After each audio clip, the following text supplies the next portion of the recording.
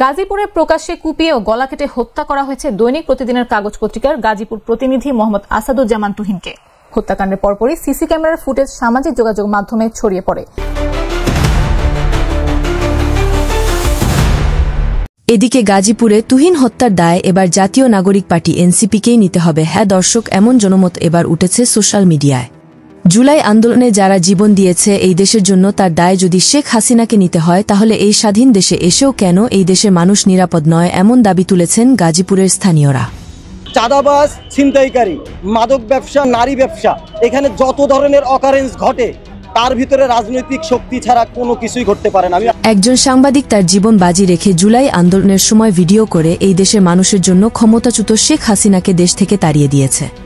জুলাই আন্দোলনের সময় শুধু ছাত্রদের নয়, এই দেশের সাংবাদিকদেরও অবদান রয়েছে। এক কথায় এই দেশ দ্বিতীয়বারের মতো স্বাধীন করার অবদান এই দেশের প্রতিটি মানুষের রয়েছে। সেই সাংবাদিক এক ভাইকে আজ দুর্ভিক্ষরা প্রকাশ্যে দিনে দুপুরে কুপিয়ে হত্যা করে, কিন্তু তার প্রতিবাদমূলক কোনো দুঃখ প্রকাশ করেননি জাতীয় নাগরিক পার্টি এনসিপি। একটাবার চিন্তা করে দেখেন যে আমরা কাদের হাতে এই সোনার বাংলাদেশ তুলিয়ে দিয়েছি।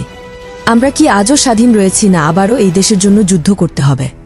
যে দেশে চাঁদাবাজি ও ছিনতাই করার ভিডিও ধারণ করার অধিকার একজন সাংবাদিকের রয়েছে, কিন্তু সেই দেশে একজন সাহসী সাংবাদিকের জীবনের কোনো নিরাপত্তা দিতে পারে না এই দেশের অন্তর্বর্তীকালীন সরকার ডক্টর মোহাম্মদ ইউনূস। যতই দিন যাচ্ছে ততই কেন জানি এই অন্তর্বর্তীকালীন সরকারের উপর মানুষের বিশ্বাস হারিয়ে ফেলছে।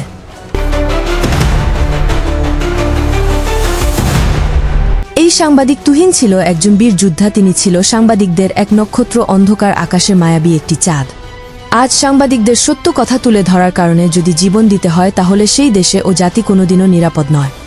এই দেশে একজন পাইলট নিহত হলে তার বাসা যাওয়া পর্যন্ত প্রতিটি মোড়ে মোড়ে সেনাবাহিনী মোতায়েন করা হয়, কিন্তু একজন সাহসী সাংবাদিককে কুপিয়ে হত্যা করা হলে তার জানাজায় উপদেষ্টা তো দূরের কথা, সেনাবাহিনী মোতায়েন করা দেখা যায় না। বৈষম্যের কথা বলে আজ নিজেরাই বৈষম্য সৃষ্টি করছে এই অন্তর্বর্তীকালীন সরকার। এমন জনমত এখন দেশের সাধারণ জনগণের।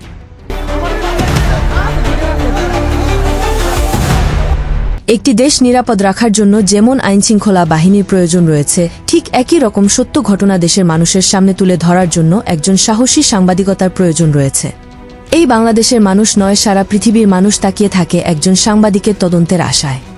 যেন যে কোনো ঘটনা ঘটুক না কেন, তার সত্যিটা যেন জাতির সামনে বেরিয়ে আসে একজন সাংবাদিকের ভিডিওর মাধ্যমে।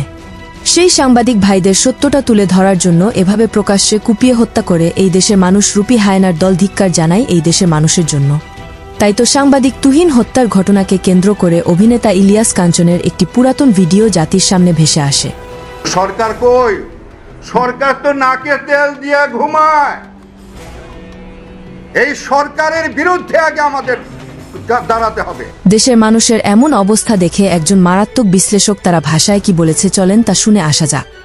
এই দেশ জামাত ইসলামও পরিবর্তন করতে পারবে না, এই দেশ হেফাজতে ইসলামও পরিবর্তন করতে পারবে না, এই দেশ গণ অধিকার পরিষদও পরিবর্তন করতে পারবে না, এই দেশ চরমনাই পরিবর্তন করতে পারবে না, এই দেশ আওয়ামী লীগও পরিবর্তন করতে পারবে না, এই দেশ বিএনপিও পরিবর্তন করতে পারবে না। বেশি না, আমার 5 বছরের জন্য প্রধানমন্ত্রী বানান, 5 বছরের পর বাংলাদেশের চেহারাই পরিবর্তন হয়ে যাবে। এখন আপনাদের মনে প্রশ্ন থাকতে পারে যে কিভাবে পরিবর্তন করবেন। মনে করেন আমার প্রধানমন্ত্রী বানাইলেন, আমি প্রত্যেক বছরে 5 কোটি মানুষ মারতাম, মারার পরে এগুলোর পুরাইতাম, পুরাইয়া মাটির তলে কাটতাম। কারণ মাটির তলে যদি না গাড়ি তাহলে মনে করেন এই ভাইরাস ভাইসে উঠতে পারে, এই জন্য পুরাই নিতাম আগে।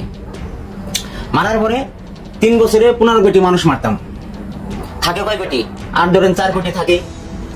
এই 15 কোটি যখন মারা হয়ে যেত 3 বছরের ভিতরে, তখন চায়না থেকে কিছু নাগরিক আনতাম, নাহলে জাপানের থেকে কিছু নাগরিক আনতাম। ইউরোপ থেকে তো কোনো নাগরিক আনা যাবে না, কারণ ওদের দেশেই নাগরিক সংকট। তো যখন 15 কোটি মারা হয়ে যেত, এই সমস্ত দেশ থেকে কিছু নাগরিক আনতাম বসবাস করার জন্য বাংলাদেশে। ওরা যখন মনে করেন 2-1 বছরের ভিতরে ওরা সন্তানাদি জন্ম দেওয়া শুরু করতো, তখন করতাম কি, আবার মনে করেন 2 বছরের মধ্যে সব মাইরে নিতাম বাংলাদেশের, সব মাইরা। তারপরে ওকে কইতাম যে তোরা আমারও শেষ করে দিই, কারণ আমি শালা অত ভালো না, বাংলাদেশে ভালো করবো কোন শালারে, সব শালাই দুর্নীতিবাজ, চোর, বাটপার, সিটার।